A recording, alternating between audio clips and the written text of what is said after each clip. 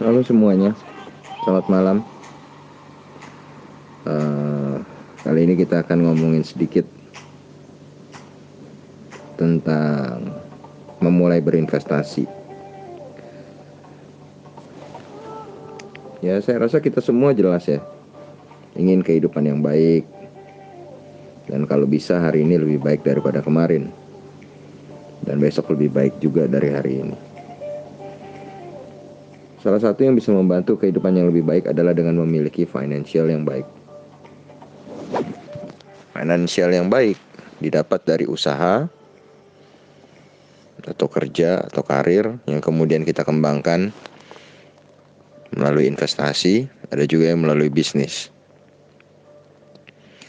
Bisnis biasanya dimulai dari sesuatu yang kita sukai, passion, atau keahlian yang kita kuasai. Sedangkan investasi adalah uang kita ditaruh di produk yang berpotensi menghasilkan. Keduanya membuat keuangan kita berkembang lebih cepat karena memiliki daya ungkit atau leverage. Bisnis jelas butuh usaha lebih, karena kita sendiri harus terjun ke dalam. Jika kita memiliki modal, maka kita bisa berinvestasi ke bisnis orang lain. Ini adalah salah satu bentuk investasi. Investasi lain masih banyak ya, properti, logam mulia, obligasi, dan saham. Semua produk investasi butuh informasi, karena kita nggak akan pernah mau membeli kucing dalam karung.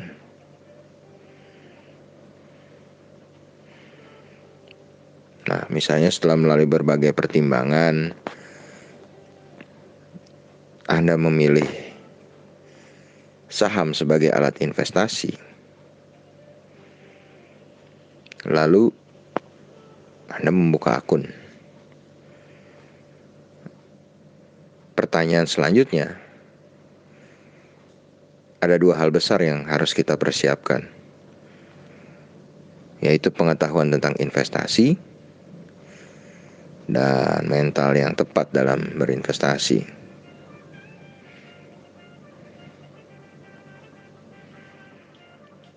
Walaupun mungkin peraturan dan saham yang ada di Amerika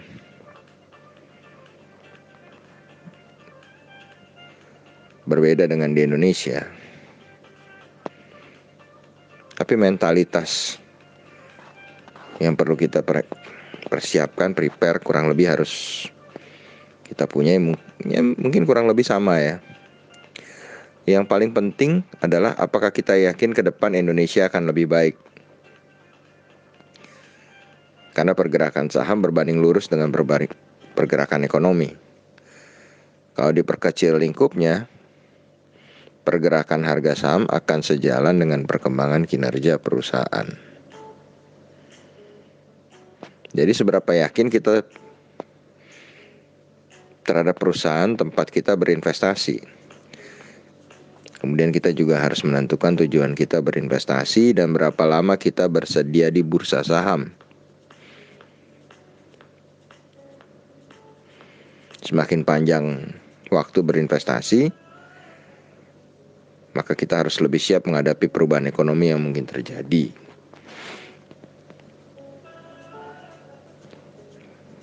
Goncangan ekonomi seperti COVID sekarang misalnya. Jadi, jika kita memutuskan berinvestasi, setidaknya kita wajib mengetahui apa yang kita lakukan. Kalau istilahnya Peter Lynch, buy what you know and know what you buy. Hampir semua investor yang menyerah di tengah jalan biasanya karena nggak paham apa yang dilakukan sehingga putus harapan. Walau kita tahu pada teorinya katanya ada yang bilang nothing lasts forever, atau semua nggak ada yang berlangsung selamanya. Tapi jika kita melihat aset kita menyusut, walaupun mungkin temporary atau sementara karena kondisi ekonomi yang buruk, apakah Anda sudah siap mental? Dan mental adalah ujian sesungguhnya dalam berinvestasi.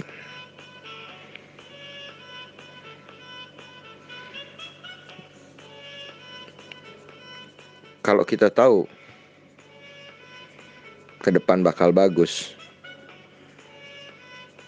atau kita tahu ke depan kondisinya tidak bagus, atau bahkan kondisi sekarang tidak bagus, apakah kita masih memiliki keyakinan yang sama?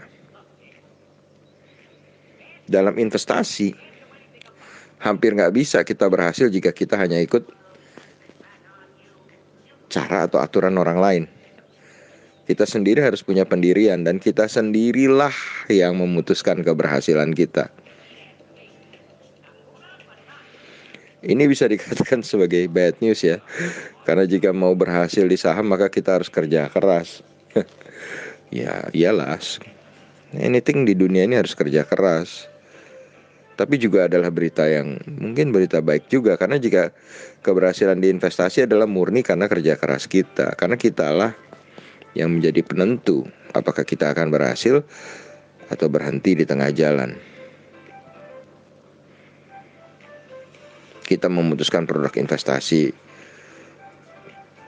seperti apa, buka rekening investasi kapan, setoran dananya berapa banyak, berapa rutin, kapan melakukan aksi buy, aksi sell,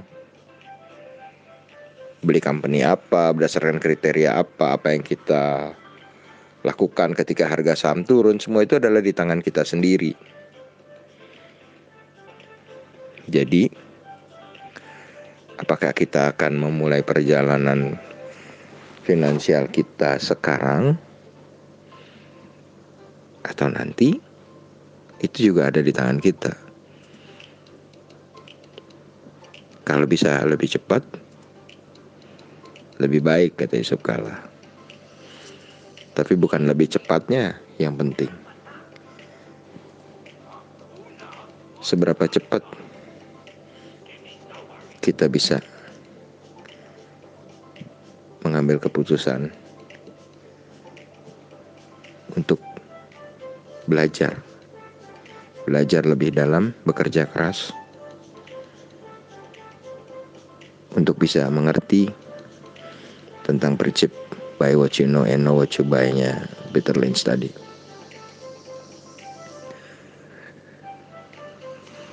Terima kasih banyak.